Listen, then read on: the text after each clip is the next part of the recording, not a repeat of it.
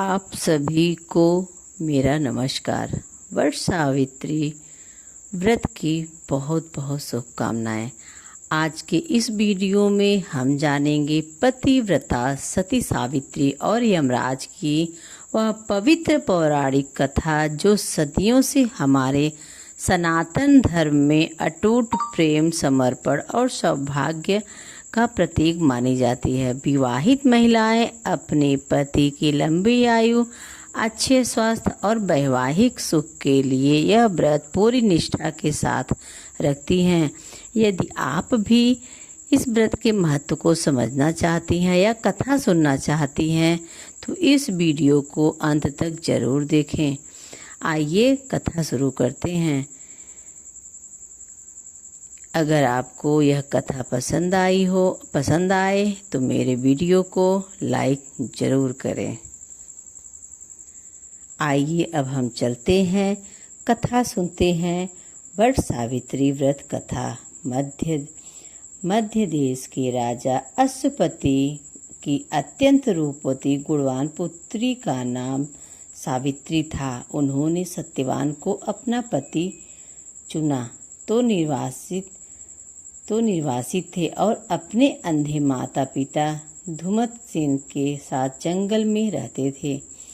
जब देवर्षि नारद को यह बात पता चली तो उन्होंने राजा अश्वपति को बताया कि सत्यवान अल्पायु है और विवाह के ठीक 1 वर्ष बाद उनकी मृत्यु हो जाएगी। अपने निर्णय पर अडिग सावित्री ने कहा कि वह सत्यवान को अपना सब कुछ मान चुकी है और उन्हीं से विवाह करेगी।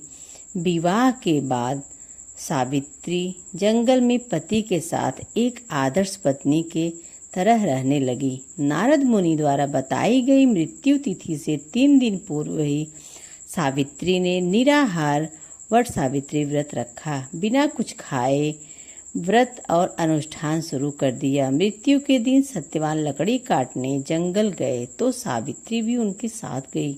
जंगल में अचानक सत्यवान के सिर से भयंकर दर्द हुआ और वह सावित्री की गोद में सिर रखकर लेट गए।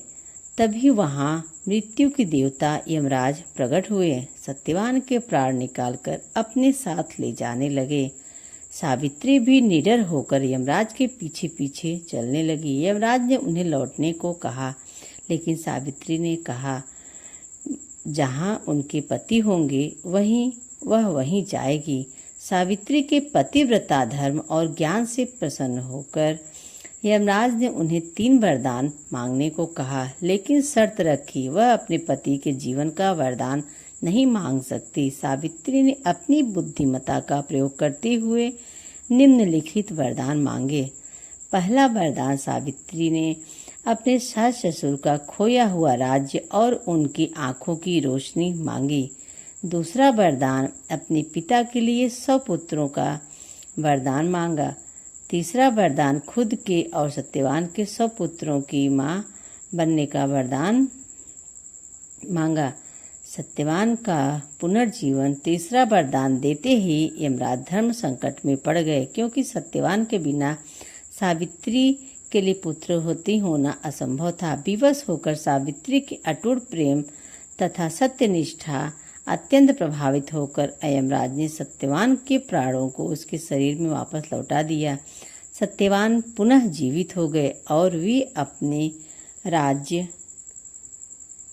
अपने राज्य माता पिता सकुशल लौट आए। यह व्रत बरगद वट के पेड़ के नीचे बैठकर किया जाता है। वट वृक्ष के त्रिदेव ब्रह्मा विष्णु महेश का वास माना जाता है। महिलाएं पति की लंबी आयु, अच्छे स्वास्थ्य और वैवाहिक जीव सुख के लिए वट वृक्ष के चारों ओर कच्चा सूत का लावा लपेटकर 108 बार परिक्रमा करती हैं।